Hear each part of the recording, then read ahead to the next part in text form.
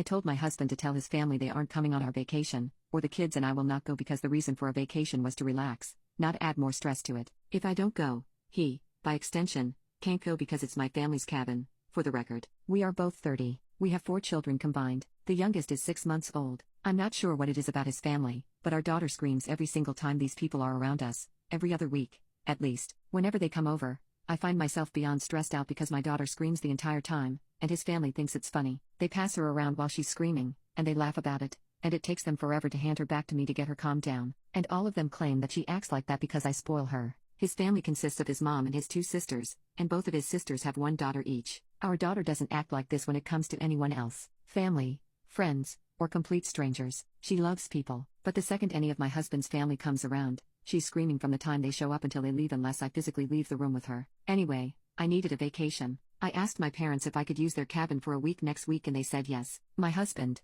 for whatever reason, decided that he wanted his mom to come, and she invited her daughters. So I'm getting text messages saying, "What should I bring?" and whatever else. I never wanted them to come. I asked my husband why the F he would invite his family when it was pretty much set in stone that I would have an absolute nightmare of a time because her daughter does not like these people. The whole point of a DMN vacation was to relax, not add more stress to it, by basically ensuring that our daughter would not be set down for a split second because she was afraid of his family. He said that he thought it would be fine because we had talked in the past about inviting them to the cabin for a family vacation and said that maybe having our daughter surrounded by all of them for a week would make her like them. I told him I was 100% not okay with that, and he needed to tell them that none of them are welcome, even his mother, whom I can't stand to be around due to her constant baby advice. "You need to put her the F down. She acts like that because you spoil her." He said he doesn't feel comfortable telling them they can't go because he already said they could, and he doesn't want to offend anyone. I snapped and said, "Either tell them they aren't effing coming, or me and the kids won't go. Better yet, you can stay home with your family, and me and the kids will go without you." He slammed off to his office and shut the door,